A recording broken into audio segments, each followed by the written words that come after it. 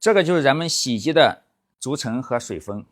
那么它坏了之后，会造成咱们这个滚筒洗衣在工作的时候噪音非常大，甚至这个上不了高速。那么我们今天就出一个详细的视频，给大家介绍这个轴承啊该怎么更换。那么首先在更换之前，咱们可以根据洗衣机的型号，把这个轴承和水封一套全部先给它买回来。买回来之后拆掉之后，那么有3个细节需要咱们注意，这样我们更换之后，这个洗衣机才能更耐运。那么第一个就是在咱们安装之前，这个轴承里边一定要给它加黄油，因为咱们新买的这个轴承，它里边这个油它不够。我们打开这个盖子，你可以看到这个里边没有多少油，所以说拿咱们自己购买的这个黄油，咱们给它打到里边。咱们把这个黄油给它打满之后，我们把这个盖子一定要盖好。那么在这个轴承安装之前，我们一定要把这个里边给它清理干净，里边的水分啊，里边的脏东西啊，给它清理干净。清理干净之后，拿黄油把这个上面打一圈黄油，咱们这个轴承更容易安装。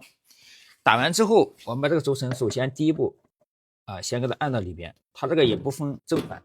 按到里边之后，拿这个橡胶棒打的时候一定要均衡，开始不要使太大力，然后打中间然后上下对着打。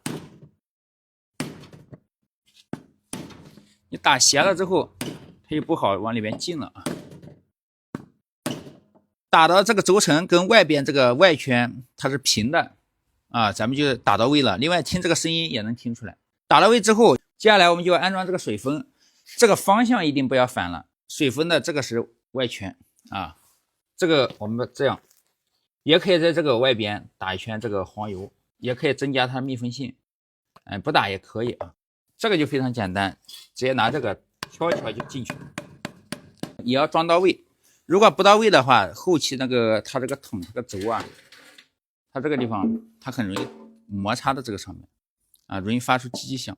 所以说这个地方打一下，然后这个地方一定要注意，要打那个橡胶硅脂，就这个玩意儿，它叫橡胶密封硅脂这样的话才能增加咱这个水封它的密封性，也不容易磨损。差不多这个槽里边给它全部都有了就行了。外边这个咱们一样的方法给它装到里边。那么这样的话，咱们这轴承水封就给它安装到位了。接下来咱们就装筒就行了。这个上面安装的时候，如果是比较紧的，咱们也可以把这个上面打点这个黄油但是一定要擦干擦干净一般的这个它不紧的话，你这样一推，它基本上它就出来了。这边等装上之后，我们看有一部分它这个地方还没到位，咱们不能敲这个筒这个内层千万咱们不能敲，一敲它变形了。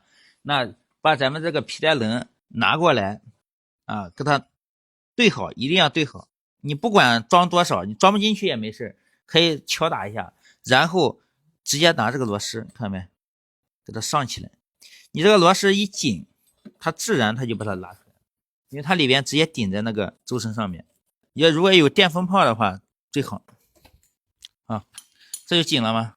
装到位之后，把这个筒扶正，然后这个时候用手来转一下这个筒看一下它里边它是不是正的，然后有没有声音。那么基本上咱们这个轴承就算给它安装好了，剩下的咱们再装别的东西就可以了。